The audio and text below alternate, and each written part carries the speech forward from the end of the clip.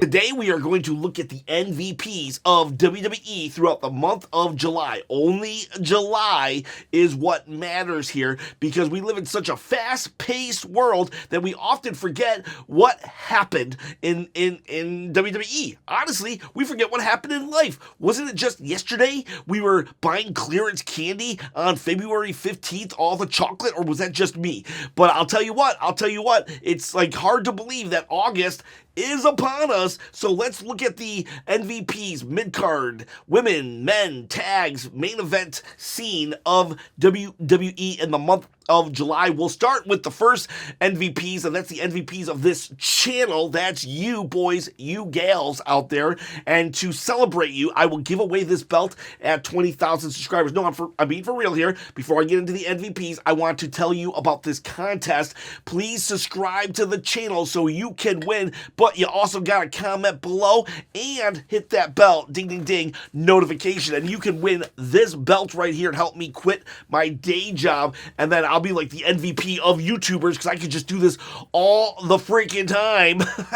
Well, you know, I'll try at least. Okay, so the first MVP, we're going to do the male mid-card MVP, and that's going to be Bron Breakker. You can make an argument for LA Knight. I mean, he had a strong start, and he even beat Seth Rollins, but then he disappeared into the void of just, I don't know, where Triple H, when he's done playing with his toys, he just kind of leaves them. You know, you ever see that scene in Toy Story? Well, I don't need you anymore. And they drop Woody, and he falls into the, I don't want to play with you anymore. He falls into the trash can. That's what Triple H did to LA Knight.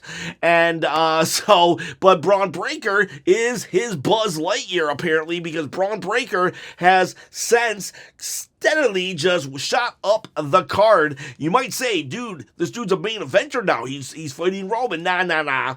He's a mid-carder that is fighting a main eventer. I would say that he still has a ways to go before he completely solidifies himself in that main event, but he is on that road because Bron Breakker, I don't know if Seth Rollins is really injured, if it's all a ruse, but regardless, this time of Seth not being on TV has helped Bron Breakker really stand out more in a group that he had kind of been lost in. He kind of, like, it was almost like he had been pushed to a bodyguard status, but without Seth Rollins there, it's the Bron Breakker show now. It's the Bron Breakker show. In fact, in the last Raw, he was even like, I'm the leader now. I am the leader. Again, I don't know if Seth is faking it or not, and this is all part of Plan B for Seth Rollins, but whatever the case may be, Bron Breakker is looking really good. He seems to be calling the shots. He's going one-on-one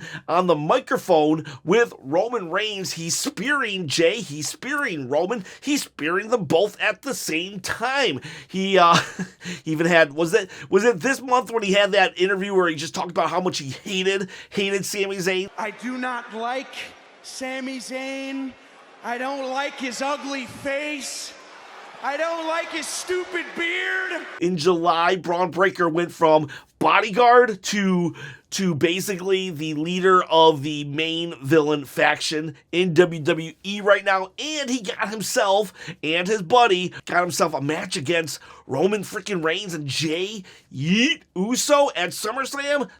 That's a marquee match right there. So Bron Breakker, definitely your MVP of the male division. So who's the female MVP of the female mid-card division? We're talking mid-card here. Who would it be? I see Becky Lynch actually as a main eventer, just holding an Intercontinental belt. So she actually would still, she might qualify for main eventer, but spoiler alert, she is not the MVP of the main event scene for the women's. You know, I'll probably put her dance partner though. Her dance partner, Lyra Valkyria. I could see Lyra being actually the MVP of said at said month. She had a great showing at the Evolution PLE, where it was versus Becky versus Bayley. Yeah, she lost, but I'll tell you what, Lyra has come a long way. She's showing that she's more confident every week. She's showing up. People are starting to cheer her. Is she the most popular person on the roster right now? No, she is not, but she is involved in one of the best storylines on WWE TV right now. Chelsea Green is definitely a better character still, but Chelsea's kind of just like, I don't know, she's just kind of cannon fodder right now for everybody, and that's not necessarily a bad thing, but I will say, in regards to the storylines and the character development and the raising your status up, I see that with Lyra more so than anyone in the mid-card. That's key, mid-card, because you might be like, well, what about Jade Cargill? She's raising herself up. Yes, I view Jade as a main eventer, but in the mid-card scene, you could make an argument for Stephanie Vaquer, because Stephanie Vaquer hasn't really, she's one of those weird cases where is she mid-card or is she main event? Because it feels like she's a main event talent, but she doesn't have any of the accolades to really justify it. So she did win the Battle Royal at Evolution, but I'm going to keep Stephanie she just feels like a main event person, so I'm going to keep her in the main event scene. And Lyra, though, definitely feels she's like on the mid-card scene, and she's fighting two of the goats of the women's division, Bayley and Becky, and she's raising herself up in the process, so I gotta give it to Lyra Valkyria, your MVP of the mid-card, the women mid-card division. Now let's do the tag team. I do men's and women together. I feel like of all of the divisions, the tag team division is the most overlooked, and honestly, I'm surprised that there's paying attention. They're paying a lot of attention to the Smackdown. They've started paying attention to the women's again. It's getting better.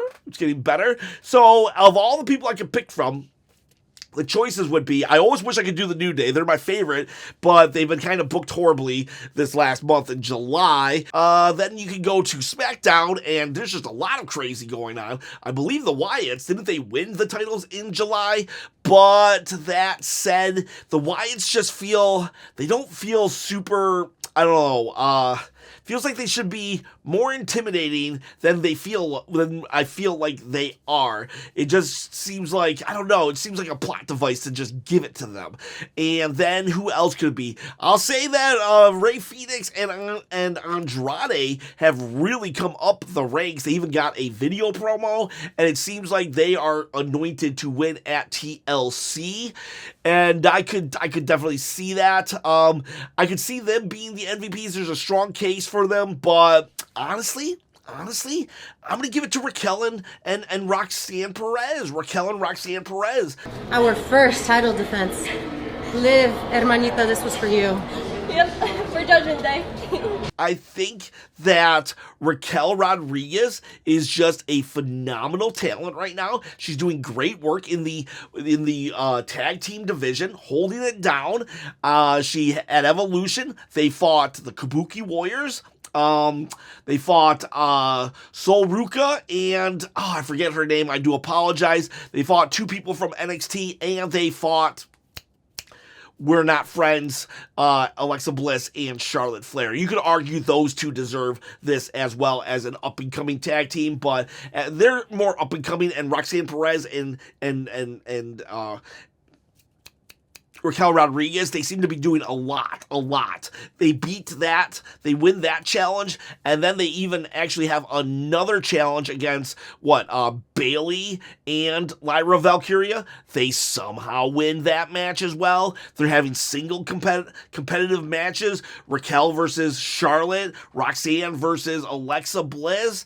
They are actually showcasing the titles on Raw. It's always something that is kind of like present present because the Judgment Day skits and segments are there, so it's a spotlight on the actual, not just matches, because SmackDown, it seems like the tag team division is super hot, but it's like mainly just matches and not a lot of character development. But with Raquel and Roxanne, there's a lot of character development because of the Raw segments with Judgment Day and furthering the storyline of is Liv Morgan being replaced. But then they're also having matches. And they got themselves a match against Charlotte and Alexa Bliss, a marquee match, I would say, for SummerSlam. So yeah, I'm going to give it to them. I'm going to give the MVP tag team to Judgment Day, not Finn and JD, but Roxanne Perez and Raquel Rodriguez. Sorry, a lot of